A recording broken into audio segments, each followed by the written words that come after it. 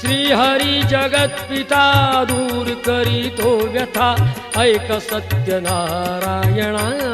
कथा ऐक सत्यनारायणाची कथा ऐक सत्यनारायणाची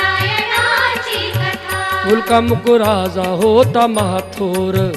तयाची पत्नी होती सुंदर नदी किनारी एकदा त्यांनी घातली महापूजा दोघांनी आली एक नौका त्याच मार्गानी नाव भरलेली पूर्ण द्रव्यानी होती व्यापारी साधू बाण्याची रीत पाहण्यास आला पूजनाची उल्कामुख त्यास बोले ऐकावे व्रत नारायणाचे आचरावे मनोइच्छित फळ मागावे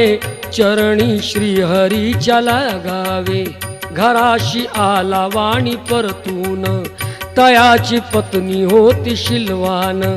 तयाला नव्हते काही संतान केला म्हणून नवसवाण्यान पती पत्नीला झाली जाण कन्या ही झाली त्यास रूपवान कलावती म्हणून कन्येचे नाव ठेविले त्याने आवडीचे